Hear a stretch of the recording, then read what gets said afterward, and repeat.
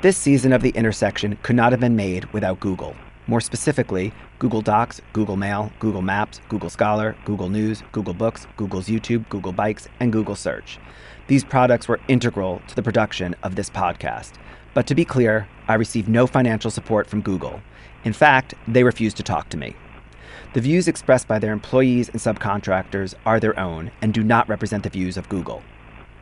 And now, a new episode of The Intersection. Maybe you remember it, maybe you don't, but in the last episode, there was a moment. I was talking to Rob Graham, who owns the Sports Page bar right on the corner. I gotta tell you something. He asked me to turn the recorder off. There was something he wanted to tell me about his new landlord, Google, off the record. Then, right before Christmas, I got this message. Hey, David, good morning. This is Rob Graham over at the Sports Page down at the Intersection. Give me a call and give an opportunity. Thanks. I knew immediately. He's ready to talk. Welcome back to The Intersection. So what's it like to deal with one of the richest, most powerful companies in the world? What's it like to negotiate with Google when you have something they want? That's what I'm thinking as I arrive at Rob Graham's house near the base of Sutro Tower in San Francisco. It's okay. Come on in, Dave. Hi, buddy. How's it going, kiddo? Good. How you doing? Good to see you. You called this morning for what reason? When you started this, 4 buildings were on the corner of the intersection. You can see already they're not all there anymore. So things change very fast. The building that once housed Overtime Fitness has been leveled. Now it's a massive dirt lot dotted with tractors and various pieces of construction equipment. Soon, it will be a 200-room business hotel. But that's just the beginning. Google wants to build their Apple spaceship on North Bayshore. And that's why they spent more than $12 million for the bar's ramshackle building and the third of an acre it sits on. It was an old private home, belonged to the Googzilla family. My understanding is they bought it in the 40s after one of the family came back from Second World War. You know, it was operated as a bar. It was the Mountain View Beer Garden before us. So it's been there a long, long time. The only reason it's been sold now is that the landlord, the person that I dealt with for all those years, 20 odd years, his name was Steve Googzilla, an absolute gentleman, lovely, lovely man. Unfortunately, he passed away. And his kids turned around and sold it immediately. Whole different world. Now that Google is his landlord, Rob worries about the future of his bar. Since they acquired the property, they also asked me to give up half the time I have left, remaining on the lease. Legally, he doesn't have to leave until the last day of his lease in 2023. But he's playing the long game. We don't want to see this disappear. A lot of our staff have been there 10, 20 years, some of them, a long time. They're ready to take over from when the time comes, because it would be a fabulous thing to do. Maybe we get another 40 or 50 years out of it. So that's why this isn't a money thing. This isn't about give me a check and I'll go away. You want to build on the land that you own, that's great. Except I own the rights to the land for the next 5.5 years. There's a little bit of leverage, but leverage is only important if you intend to screw somebody or give them a hard time. That's not what we're looking to do here. I don't want to fight. You don't fight Googzilla, You run and hide from Googzilla, or you feed Googzilla and keep them happy, one way or the other. Especially if Googzilla has leverage of its own. You see, how Google and the Sports Page got to this juncture is a bit complicated. This whole thing started about 2 years ago. Google was in competition to get the buildable space on the North Bayshore because they had their own desire to build their flagship. The city council solicited proposals for what could be built there.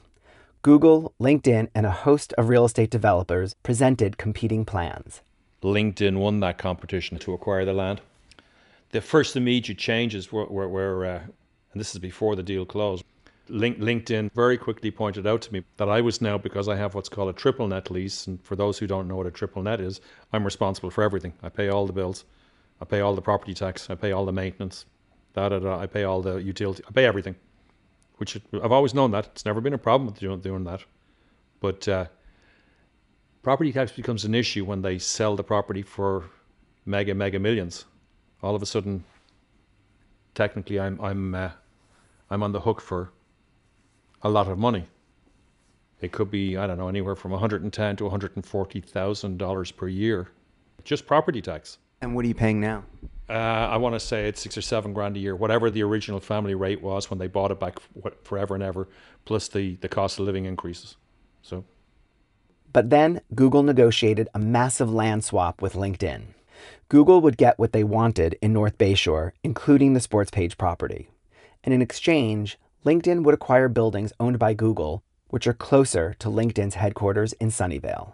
the net result of that is that Google's now my landlord, and the deal has closed. But Google had made some promises to me when LinkedIn were looking to purchase the property. At the time, they said they'll pay the property tax for me so that I'm not going to be forced out. Google were obviously peeved when LinkedIn won the competition. This is my perception. This is solely my point of view. So they did what Google did. They were going to help me pay the property tax if that was what was required to prevent LinkedIn building. Since they acquired the property 6 months ago, I have not received a property tax bill. I certainly hope I don't receive them because they've told me I wasn't going to. But having said that, they also asked me to give up half the time I have left remaining on the lease. Do you feel like you have a commitment from them that they're not going to? I couldn't say that. I've trusted them at their word, you know. Not to belabor, but I'm curious about the property tax. Why not get it in writing? You think for 1 second that they're going to give it to me in writing? No. I have asked for that. No, that's gentleman's agreement. So what's the best case scenario? Best case scenario is that somebody over at Google Real Estate comes and says, okay, we've got this little quarter-acre lot, happens to be right across the road from you. Here's what we'd like you to do. We're going to be building houses where you are, and we're going to be building them really, really fast. We're going to build you a new sports page. We'll have it up in 6 months' time. Everybody will go home on a Friday night one, and then they'll come back on Monday morning, and the old one won't be there. They'll walk across the road to the new one. I own the property. There's a value on owning the rights to that land for 5 years if somebody wants to build on it. It's just that simple. And they've got the means to come and talk to me and solve a lot of my problems and solve a lot of their problems. What's the worst case scenario? Well, worst case scenario is that we go till the spring of 2023 when my lease expires. And there is no renewal. And we're not allowed to do month to month or anything like that. So we'd basically have one hell of a party the last week and just sell everything up and walk away. That's basically what it'll amount to. The sports page as an entity will die. It'll die completely, which would be a great shame.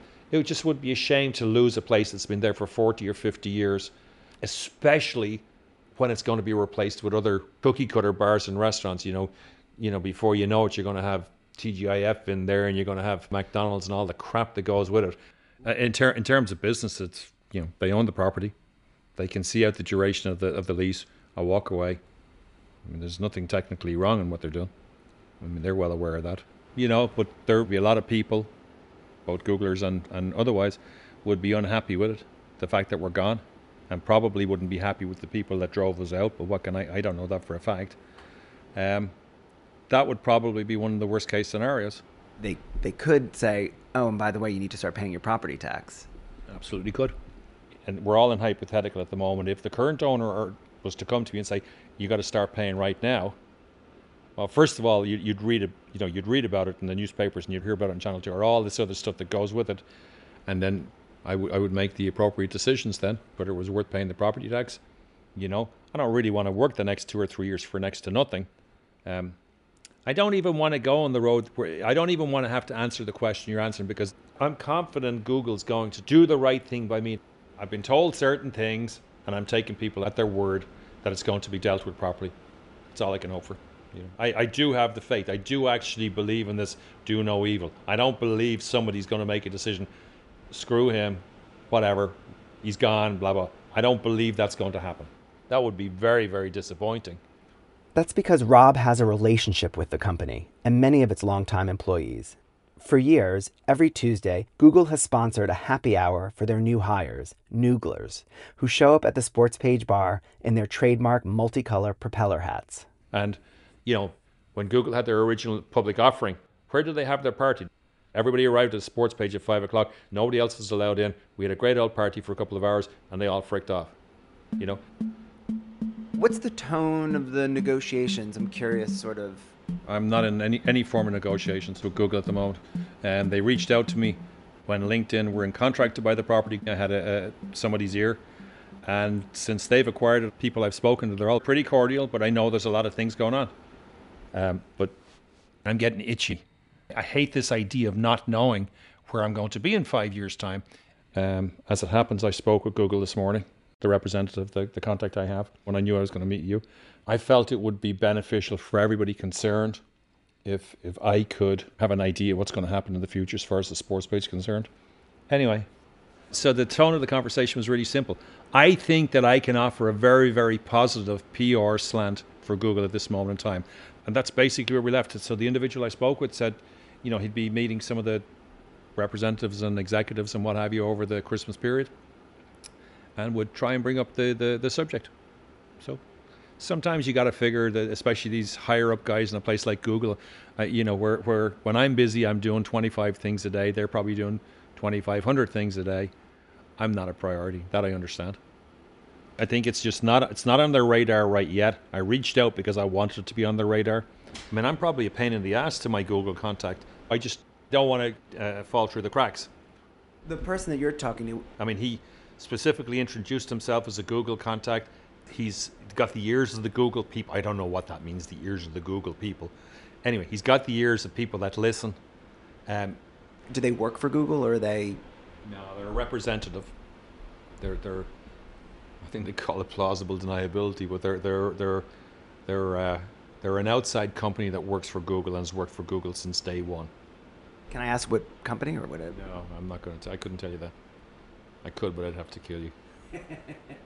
No, and only because I was asked not to tell. Maybe in future times. It's the only little bit of what's the word I'm looking for? I guess a little bit of security I have, a little bit of insider knowledge, so to speak. It's the only little bit I have.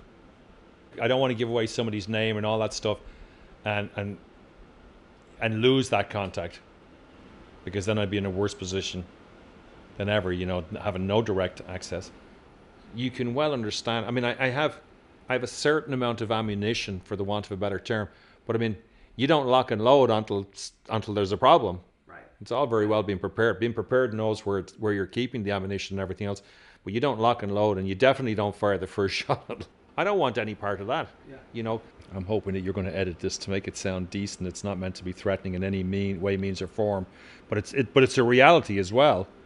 I think the conversation you and I are having, the best thing that can come out of this, but I'm hoping somebody in Google and all these other companies listens to it and says, "Ooh, okay, Jesus, let's come down out of this freaking high perch executive office and let's go have a beer and talk with this guy." If this becomes a message to Google, this is really, really simple. Come and talk. Let's be reasonable. We can solve all these problems together. But ultimately, I think it's going to be simply a case of Google wants us to be there or they don't. It's really simple. Or, they don't care about it. Fascinating. Yeah. No, it's. I mean, I never thought in my lifetime that I'd be in this position. But I mean, I'm basically going to deal probably at some stage with what is probably one of the biggest companies in the world, which is not something I ever anticipated happening. In the next and final episode of the season, all of the pieces come together as the City Council crafts their once-in-20-year roadmap for the future of Mountain View. We are about to embark on a momentous journey here. We're planning a new neighborhood in the North Bay Shore. We'll hear about big dreams for this intersection and neighborhood, as well as the challenges of getting from a grand vision to a concrete reality. Next time on The Intersection. In the meantime, want to hear more? Head to theintersection.fm and click on North Shoreline and Space Park. While you're at it, subscribe on your favorite podcast app. And if you've already subscribed and you like what you've heard, please rate us on iTunes. It really helps new listeners find us. The Intersection is a production of KALW. Ben Trefny is the editor, with an assist from Ashley Ann Krigbaum. Lucy Kang is the associate producer, and it's engineered by Chris Hoff and me. The theme song and music is by Eric Pearson. Projects like this don't just happen. This one was made possible with a grant from the San Francisco Arts Commission and from Cal Humanities, a nonprofit partner of the NEH. Until next time, I'm David Boyer, and this is The Intersection.